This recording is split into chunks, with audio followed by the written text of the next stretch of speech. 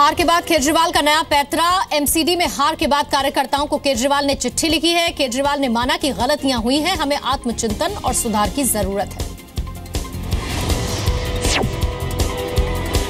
केंद्र सरकार ने सुप्रीम कोर्ट में कहा है कि कश्मीर में शांति बहाली के लिए अलगाववादियों और आजादी के नारे लगाने वालों से नहीं, सिर्फ उन लोगों से बातचीत होगी जो कानूनी तौर पर कश्मीर के जनप्रतिनिधि हैं।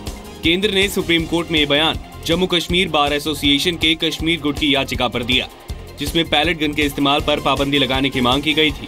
याचिकाकर्ता से सुप्रीम कोर्ट ने पूछा कि क्या पैलेट गन पर बैन से कश्मीर में हिंसक प्रदर्शन रुक जाएंगे और पैलेट गन पर बैन के बाद कश्मीर में पत्थरबाजी की घटनाएं नहीं होंगी। बार एसोसिएशन को भी ये कहा गया है कि आपका एक इम्पोर्टेंट रोल है कि आप वहाँ जो ये सिचुएशन है उसमें आप परसुएशन करें। तो बार एसोसिएशन का भी यही कहना है कि जब तक कि वहाँ पर एक अनकंडीशनल डायलॉग नहीं होता तब तक काम पीस की तो बात ही नहीं है। फिर भी ये हेयरिंग के लिए 9 को पोस्ट किया गया है। कश्मीर के अनंतनाग जिले में शुक्रवार को सुरक्षा बलों ने बैंक में डकैती की कोशिश को नाकाम कर दिया। अनंतनाग के मेहंदी कदल इलाके में जम्मू एंड कश्मीर बैंक की शाखा में घुसकर 2 आतंकियों ने लूट की कोशिश की। एक आतंकी फरार हो गया जबकि एक को गिरफ्तार कर लिया गया। सीआरपीएफ के एक जवान के हाथ में गोली लगी है। गिरफ्तार किए गए आतंकी का नाम मुनीब अहमद मल्ला है। मुनीब अहमद शोपिया के रेजीपुरा का रहने वाला है। आपका क्या नाम है? Munib sir.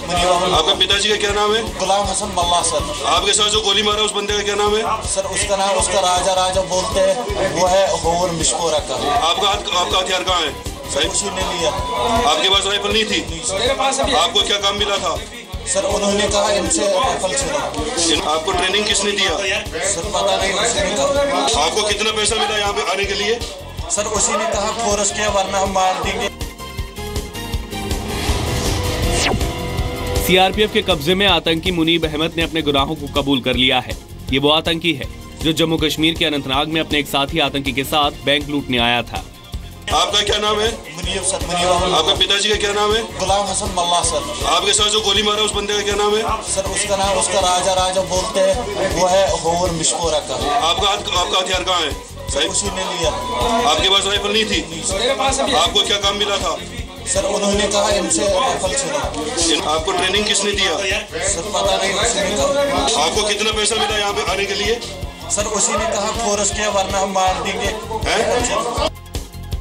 Patna sex racket मामले में फंसे बिहार कांग्रेस के पूर्व उपाध्यक्ष ब्रजेश पांडे की मुश्किलें बढ़ गई हैं।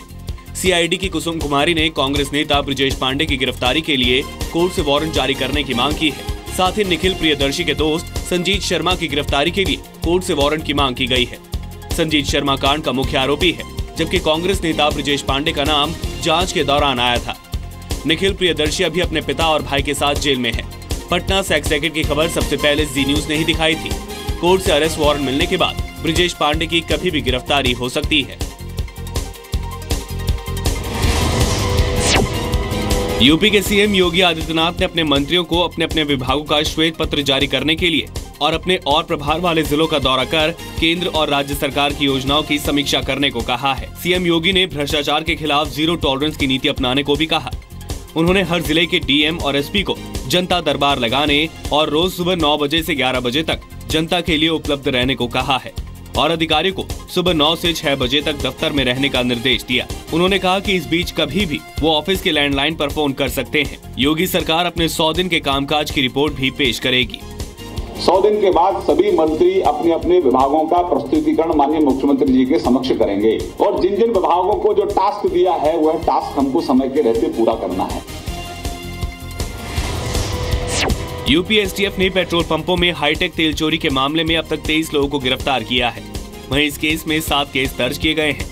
लखनऊ में इलेक्ट्रॉनिक चिप और रिमोट सेंसर से तेल के चोरी के मामले में 7 पेट्रोल पंप पहले ही सील किए जा चुके हैं। पेट्रोल पंपों में गड़बड़ी की शिकायत के बाद स्पेशल टास्क फोर्स ने लखनऊ में 7 पेट्रोल पंपों पर छापा मारा, जिसके बाद एसटीएफ की टीम ने मशीनों में तेल चुराने के लिए लगाई गई चिप और रिमोट जब्त किए। पूछताछ में राजेंद्र कुमार नाम के आरोपी ने यूपी में 100 से ज्यादा पेट्रोल पंपों में इस तरह की चिप लगाए जाने की बात कबूली थी। इस बीच हमको कुछ अच्छे इनपुट्स मिले। 2017 में लगभग 1 महीने से हमने काफ़ी अच्छी इन्फॉर्मेशन डेवलप कर ली उसके बाद हमने एक ऐसे व्यक्ति को चिन्हित कर पाया जो इन मशीनों में ये फिटिंग करने का काम करता था, ये डिवाइस लगाने का काम करता था। ये महत्वपूर्ण कड़ी थी। उससे हमारा कल का ऑपरेशन स्टार्ट हुआ। हमने ताबड़तोड़ टीमें बनाई, डिस्ट्रिक्ट के साथ कोऑर्डिनेशन किया, सभी कंसर्न डिपार्टमेंट्स को साथ में लेते हुए रात में ये हमने जाकर के वहाँ पर रेड करी। दिल्ली की केजरीवाल सरकार ने यूपी सरकार की राह पर चलते हुए स्कूलों में महापुरुषों की जयंती और पुण्यतिथियों पर छुट्टियां रद्द करने का फैसला किया है। डिप्टी सीएम मनीष सिसोदिया ने ट्वीट कर इसकी जानकारी दी। यूपी की योगी सरकार ने महापुरुषों की जयंती और पुण्यतिथि से जुड़ी 15 छुट्टियां रद्द करने का आदेश दिया था। दिल्ली सरकार भी महापुरुषों की जयंती और पुण्यतिथि पर होने वाली छुट्टियां रद्द करेगी। इस बारे में मैंने मुख्य सचिव को निर्देश दिए हैं। उत्तर प्रदेश सरकार ने इस मामले में अच्छी पहल की है। हमें दूसरे राज्यों से सीखने के लिए हमेशा तैयार रहना चाहिए। दिल्ली एयरपोर्ट पर एक पाकिस्तानी नागरिक को हिरासत में लिया गया है। 38 साल का मोहम्मद अहमद शेख नाम का यह संदिग्ध खुद को ISI एजेंट बता रहा है। उसके पास पाकिस्तान का पासपोर्ट भी है। संदिग्ध ने खुद हेल्प डेस्क पर पहुंचकर ISI के बारे में अहम जानकारी देने का दावा किया, जिसके बाद सुरक्षा बलों ने उसे हिरासत में ले लिया और खुफिया एजेंसियों को मामले की जानकारी दी। फिलहाल संदिग्ध से पूछताछ की जा रही है। अहमद शेख एयर इंडिया की फ्लाइट से दुबई से दिल्ली पहुंचा और उसे आगे काठमांडू जाना था। संदिग्ध ने भारत में ही रहने की इच्छा जताई है। उत्तराखंड में 4 धाम यात्रा की शुरुआत हो चुकी है। मंत्रोच्चार के साथ गंगोत्री और यमुनोत्री के कपाट शुक्रवार को खोल दिए गए हैं। अगले हफ्ते 3 मई को केदारनाथ और 6 मई को बद्रीनाथ धाम के कपाट खोले जाएंगे। 3 मई को ही राष्ट्रपति प्रणब मुखर्जी और PM मोदी केदारनाथ के दर्शन करेंगे। पुण्य का दिन है अक्षय तृतीया का, जिसमें गंगा जी के कपाट खुलते हैं। कल गंगा जी मुखवा से चली, रात को भैरवघाटी रही। माँ गंगा सारे भारत और सारे विश्व को स्मृति और खुशी दे।